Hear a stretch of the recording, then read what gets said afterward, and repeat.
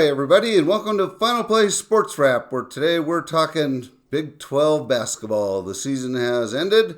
Monday night, Houston lost to Florida in the final game. Haven't done a podcast or a vlog since then, since the Sweet 16 was about to start. So I thought I'd catch up on some of that. Four Big 12 teams made the Sweet 16: Texas Tech, Houston, BYU, and Arizona. Arizona lost in a great game against Duke, a very high-scoring game, 100-93. Houston nipped Purdue 62-60 as Uzan made a layup with 1 second left for the win. Texas Tech beat Arkansas in a highly entertaining game, 85-83. Texas Tech was down by 14 points at one point in the second half and rallied to get with a Darian Williams bucket with 7 seconds left to tie the game. And in overtime, they traded baskets, but eventually they got a game-winning layup and won the game. So they advanced to the Final Eight, I guess they call it, or Grade 8. BYU got blitzed by a hot-shooting Alabama team. They lost by about 25. And then we went to the Grade 8. Houston beat Tennessee 69-50. Absolutely smothered them defensively. Looked like the best team in basketball. Texas Tech lost a heartbreaker to Florida. Had Florida on the ropes, led by 10 with 6:62 remaining and 6 with 2:50. But Walter Clayton had a couple of three-pointers on the way in and scored 30 points. And Florida was able to beat Texas Tech. So we go to the Final Four, and we're down to Houston. And in the Final Four, Houston nipped Duke after trailing the entire game by as much as 14 points with 8 minutes to go. They were down 9 with 3 minutes to go, and then Emmanuel Sharp went crazy with 7 points to help Houston win on a tip from Tugler with 25 seconds to go. Duke could not convert, and Cryer made 2 free throws to seal the victory, 70-67. So we get to the national championship game, and Houston's playing Florida. Houston led most of the game. They opened up a 12-point lead early in the second half, about the 17-minute mark, and really didn't shoot well from three-point range. In fact, the whole night they were 6 for 25. A lot of really bad shots in the first half. Cryer got a little bit hot in the second half. That helped, but the game became even with about 7 minutes to go. Florida took the lead with 19 seconds. Houston set up a play for Cryer, but he couldn't get a shot, so he passed to Emmanuel Sanders.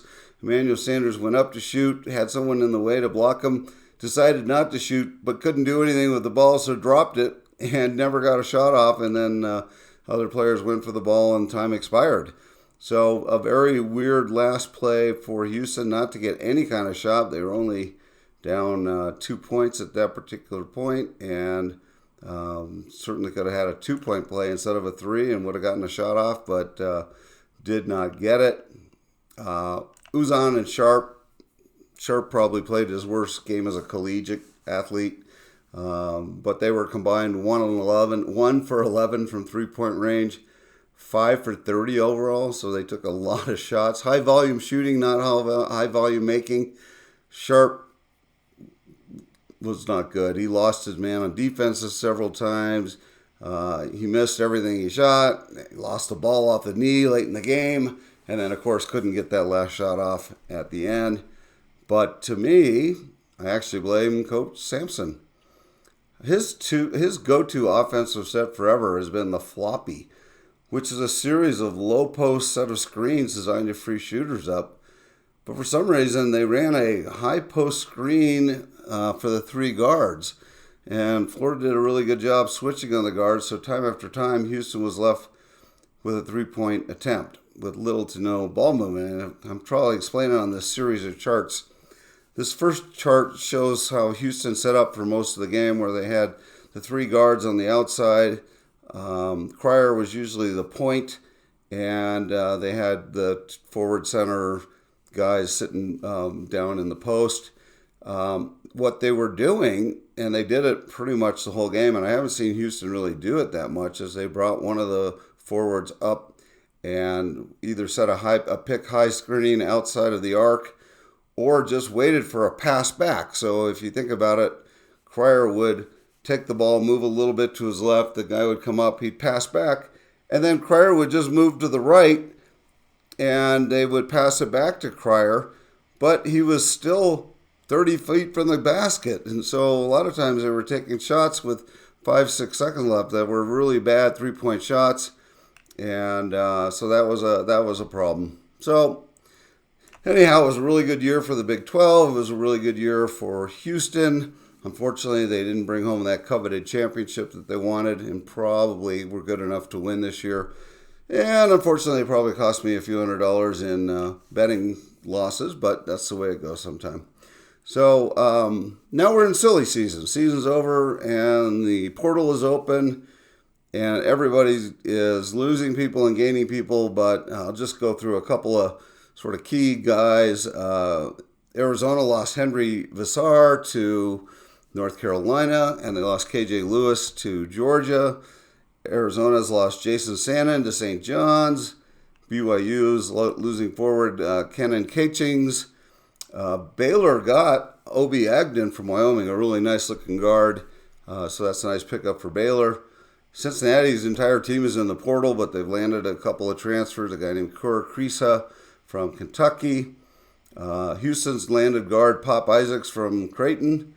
Texas Tech's Darian Williams is in the portal, so don't know where he will go. Not yet committed. TCU's lost Ernest Uday to Miami, but they've gotten Brock Harding from Iowa and Jaden Pierre from Providence.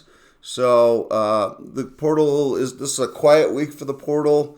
They can't have on-campus visits this week, but they're communicating with people via Zoom. So you'll see a pickup in activity next week. And then the portal closes the following week, I think. So there's going to be a ton of activity. There's 1,000 people in the portal right now. So a lot of good players that are available. Don't worry about your team. Every team will get their share of portal transfers. And, of course, you've got your college recruits as well, or graduating seniors. And so there's a number of those who have undeclared now that their coaches have changed or whatever. So lots of stuff happening. So thanks a lot for listening. I appreciate it. If you like this, please subscribe to my YouTube page. And otherwise, have a great day. If you need to reach me, you can reach me in the contact information that follows this edition. Thanks a lot, everyone. Bye.